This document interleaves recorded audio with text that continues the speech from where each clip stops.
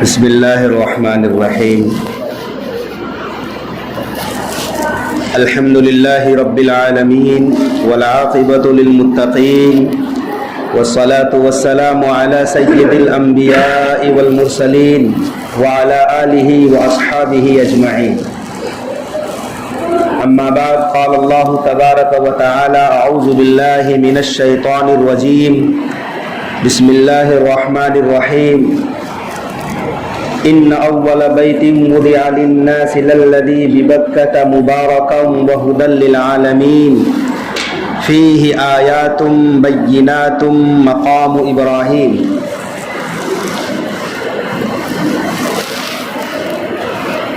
قال النبي صلى الله تعالى عليه وسلم: من أراد الحج فليتعجل.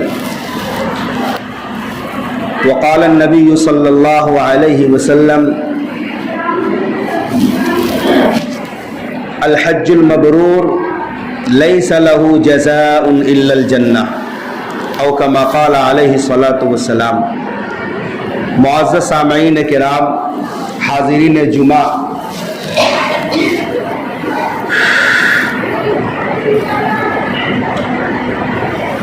حج کا مہینہ چل رہا ہے. رمضان المبارک کے اختتام پر ہی جس دن شوال کا چاند نظر آتا ہے، اسی دن سے حج کے مہینے شروع ہو جاتے ہیں. شوال، ذی قعدہ، ذی الحجہ، یہ 3 مہینے حج کے مہینے ہیں. قرآن کریم میں الحج اشہر معلومات، حج کے چند مہینے متعین ہیں، اس سے یہی مہینے مراد ہیں. گویا اگر کسی شخص نے شوال کی پہلی تاریخ سے ہی حج کے ارادے سے گھر سے نکل پڑا تو اسے حج کے تمام برکات اور سعادتیں نصیب ہوں گی. حج اسلام کے 5 ارکان میں سے ایک مشہور اور آخری رکن ہے. اس رکن پر اسلام کی تکمیل ہو جاتی ہے.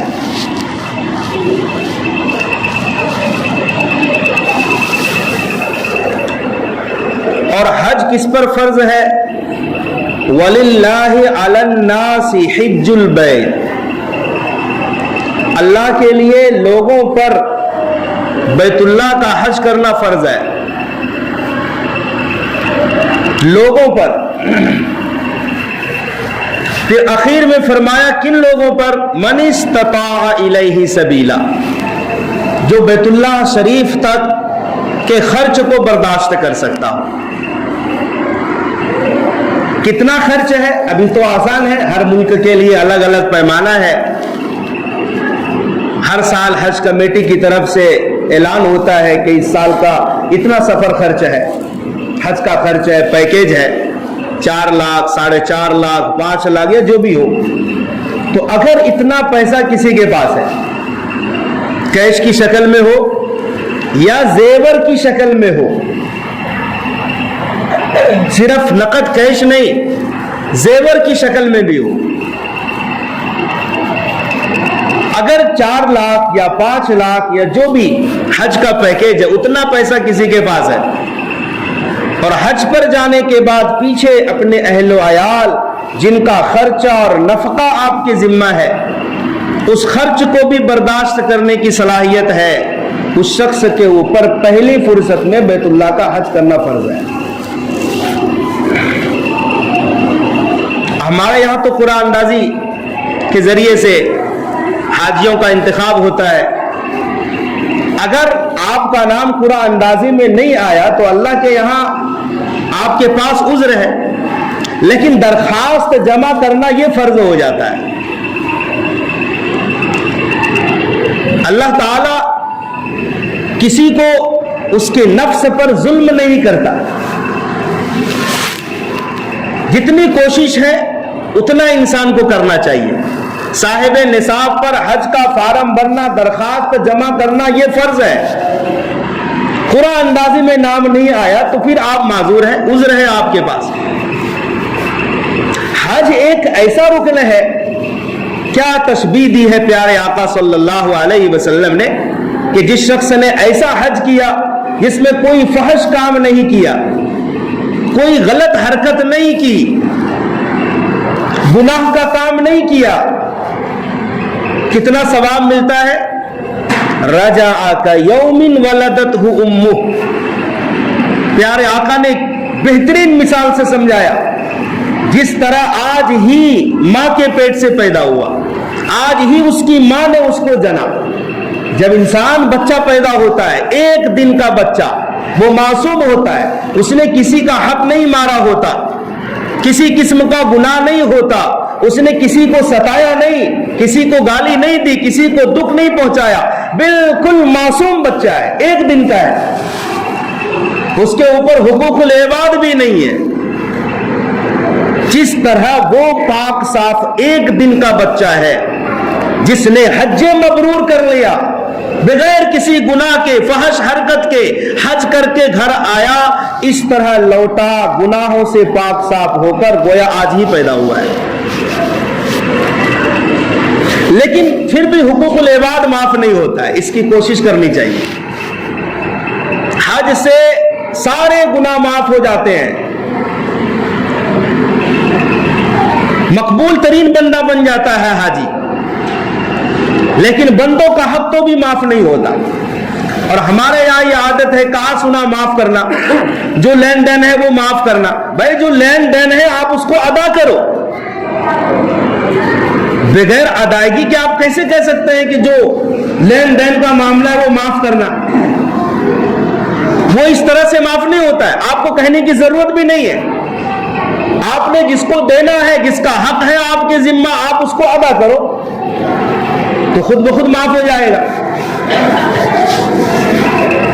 حج یہ مشقتوں بھرا سفر ہے، بھلے ہی حالات بدل گئے، سواریاں بدل گئی، لیکن آج بھی مشقت بھرا سفر ہے حج کا. پہلے زمانے میں زیادہ پریشانیاں تھیں، کتنے حاجی پیاس کے عالم میں مر جاتے تھے، پانی میسر نہیں ہوتا تھا. مکے میں، عرفات میں، مینا میں، مزدلفہ میں وہ پانی والا علاقہ ہی نہیں ہے. لہذا حجاج کرام جب حج پر جاتے تو ساتھ میں توشہ دان میں، مشکیزے میں پانی کا اسٹاک لے کر چلنا پڑتا تھا. گویا پانی ہے تو زندگی ہے، اور پانی نہیں تو موت ہے. یہ تصور تھا اس زمانے میں. چنانچہ ایک دفعہ ہارون رشید کی بیوی ملکہ زبیدہ یہ حج پر گئی تو احساس ہوا کہ یہاں تو پانی کی قلت ہے، حاجی لوگ پیاسے مر جاتے ہیں. بڑا دکھ ہوا حالات کو دیکھ کر. چنانچہ فیصلہ لیا کہ کچھ نہ کچھ تو کرنا پڑے گا. جس شخص نے ایک آدمی کی جان بچائی، کسی نے گویا پوری انسانیت کی جان بچا لی. کسی نے ایک شخص کو قتل کر دیا، گویا پوری انسانیت کا قتل کر دیا. چنانچہ ملکہ زبیدہ بڑی دولت مند خاتون تھی، وراثت میں باپ سے بہت زیادہ دولت پائی تھی. انجینئروں کو بلایا اور کہا کہ مکے میں اور مکے کے اطراف میں وافر مقدار میں پانی چاہیے، کسی بھی حاجی کو تکلیف نہ ہو. بڑے بڑے انجینئر آئے پوری دنیا سے، معائنہ کیا تو پتا چلا کہ مکہ مکرمہ سے تقریباً 35 کلومیٹر دور پر حنین ایک جگہ ہے، وہاں ایک پہاڑی علاقہ ہے تاد. کہا کہ یہاں پانی کا لیول بہترین ہے، یہاں کھدائی کریں گے اور پورے مکے اور اطراف مکہ میں ہر طرح اور ہر جگہ ہم پانی پہنچائیں گے. لیکن ملکہ اس میں خرچ بہت ہے. کیا خرچ ہے؟ تو بتایا کہ تقریباً 17 لاکھ اشرفی دینار. دینار سونے کے سکے کو کہا جاتا ہے. ملکہ نے کہا کہ تم کام شروع کرو، ایک مزدور ایک کدال مارنے کی اجرت اگر ایک اشرفی بھی مانگے تو دے دو. اور یہ ذاتی خرچے سے شاہی خزانے سے نہیں بنوایا, بڑی دولت مند خاتون تھی. چنانچہ نہر زبیدہ بہترین نہر تیار ہوئی. اس نہر کا پانی مکے میں بھی پہنچتا تھا اور مینا میں بھی پہنچتا تھا اور عرفات میں بھی پہنچتا تھا. حجاج کرام جانتے ہیں کہ نشانات آج بھی موجود ہیں نہر زبیدہ کے. کئی صدی تک حجاج کرام نے فائدہ اٹھایا. جب کام مکمل ہو گیا, چیف انجینئر آیا حساب لے کر کے, تو اس وقت ملکہ دجلہ کے کنارے بیٹھی تھی. کہا ملکہ یہ اس نہر کا حساب ہے, ذرا معائنہ کر لیں, دیکھ لیں حساب کو. کہا مجھے حساب نہیں دیکھنا, حساب کے کاغذ کو پھاڑ کر 2 ٹکڑے کر کے اسی دریا میں ڈال. اور کہا یا اللہ تو گواہ رہنا, میں نے اس حساب کو اس حساب کے دن کے لیے چھوڑ دیا, میں نے یہاں کوئی حساب نہیں لیا, اے اللہ تو بھی میرا حساب نہ لینا.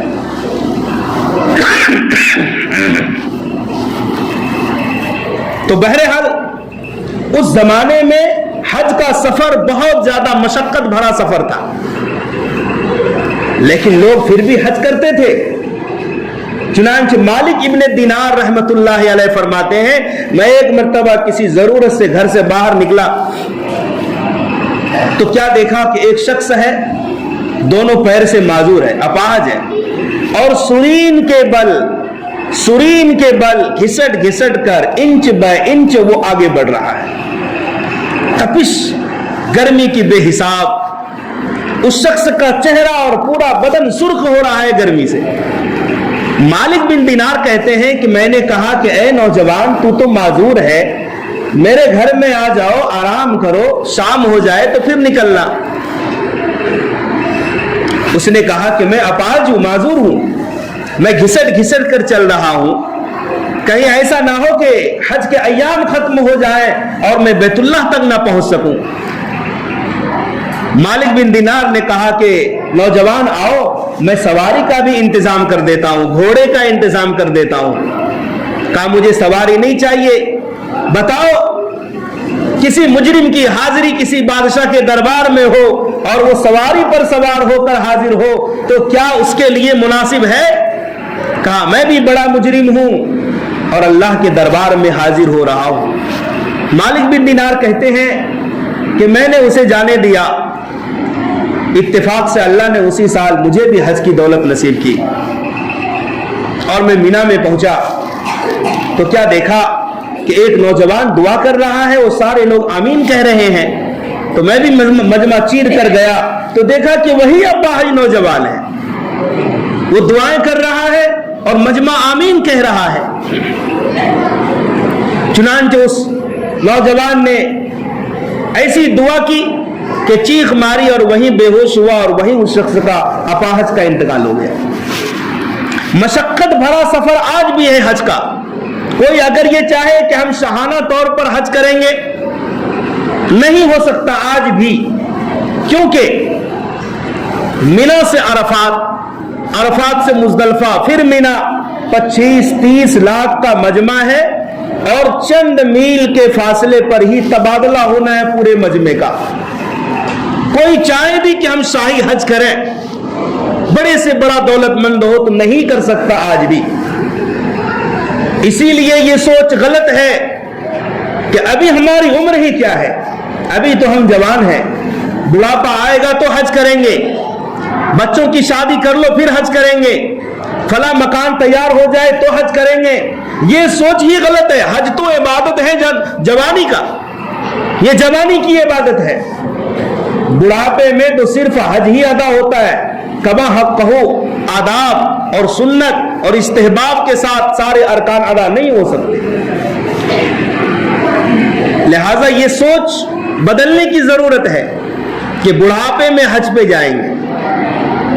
میرے بھائیو, بڑھاپے میں بھی جاؤ, مگر اگر جوانی کے عالم میں حج فرض ہو گیا تو جوانی میں جانا فرض ہے. جتنے سال آپ تاخیر کریں گے اتنے سال کا گناہ ہوگا. हुजूर नबी करीम सल्लल्लाहु अलैहि वसल्लम का इरशाद है, जिस शख्स ने हज का इरादा कर लिया तो उसे जल्दी करना चाहिए, पता नहीं बाद में क्या उज़्र पेश आ जाए। और फिर हजरत उमर रजी अल्लाह ताला अन्हु तो फरमाया करते थे कि जिस शख्स पर हज फर्ज है और उसने हज अदा नहीं किया, कसम खाकर कह दो कि वो शख्स यहूदी मरा है या नसरानी मरा है। हज का इनकार कर देने वाला इस्लाम से खारिज हो जाता है। आप सर्वे करें तो अपने मोहल्ले में, गांव में कितने सारे ऐसे लोग हैं जिनके ऊपर हज फर्ज है, मगर अल्लाह ताला ने हज की तौफीक नहीं दी है और न उनकी तरफ से कोशिश है। बंदे का काम है कोशिश करना और अल्लाह का काम है कबूल करना। बंदा जब तक कोशिश नहीं करेगा अल्लाह की तरफ से कबूलियत भी नहीं आती है।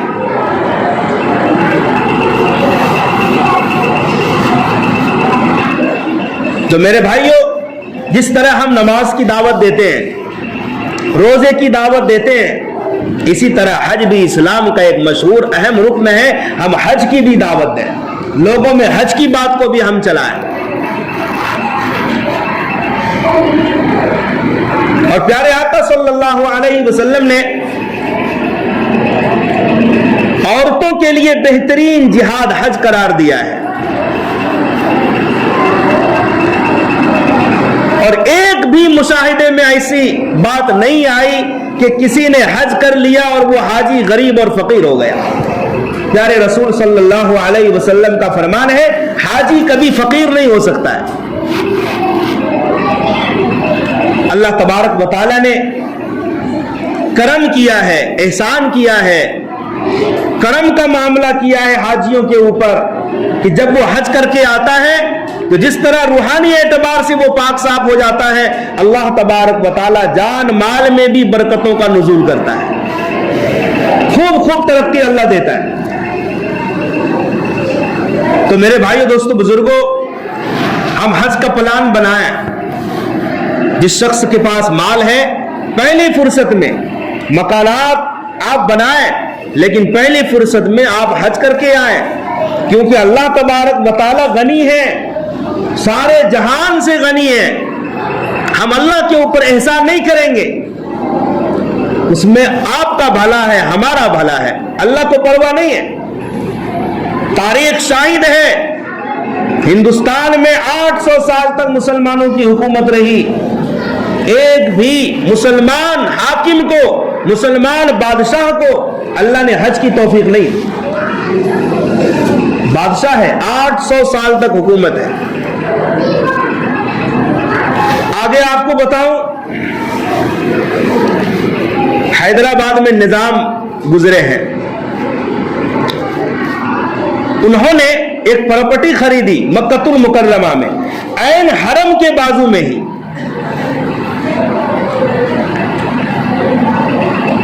अक्सर हिस्सा हरम की तोसी में वो आ चुका है, हरम के बिल्कुल करीब, ताकि हैदराबाद के इलाकों से जो हुज्जाज किराम वहां पहुंचेंगे उसी रिबात में ठहरेंगे। गोया वो उस जमाने का बेहतरीन होटल हुआ करता था, खाना फ्री, रहना फ्री। जिस हैदराबाद के निजाम ने वहां जमीन खरीद कर हैदराबाद के हुज्जाज के लिए आसानी और सहूलत का मामला किया, अल्लाह ने उस निजाम को हज की तौफीक नहीं दी। आप सोच सकते हैं, अगर अल्लाह ने तौफीक दी है, अल्लाह का करम है आपके ऊपर, एहसान है। सारी दुनिया हज पर चली जाए, अल्लाह तबारक व तआला की शान में मच्छर के पर के बराबर भी इजाफा नहीं होगा, और एक भी हज पे ना जाए तो अल्लाह की शान में मच्छर के पर के बराबर कमी नहीं होगी। अल्लाह तबारक व तआला सारे जहान से बेपरवाह है। वमन कफर फइन्नल्लाह गनिय्युन अनिल आलमीन। मेरे भाइयों, दोस्तों, बुजुर्गों, हज इस्लाम का एक ऐसा रुकन है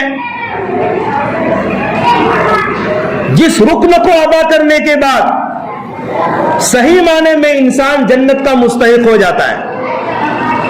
چنانچہ فرمان رسالت صلی اللہ علیہ وسلم ہے جس نے حج مبرور کر لیا, حج مبرور, جس حج میں کوئی گناہ کا کام نہیں کیا, کوئی فحش حرکت نہیں کی, جس نے حج مبرور کر لیا, لیس لہ جزاء الا الجنہ, اس کا بدلہ جنت کے سوا کچھ نہیں ہے. لہذا میرے بھائیو, دوستو, بزرگوں, اللہ تبارک و تعالیٰ نے ہمیں اور آپ کو مال دیا ہے, پہلی فرصت میں حج کرنا چاہیے. جس نے حج سے انکار کر دیا, لاپرواہی کی, سستی کی, روز گناہ ہو رہا ہے فرض کی تاخیر کی وجہ سے. اللہ تبارک و تعالیٰ ہمیں صحیح سمجھ کی عمل کی توفیق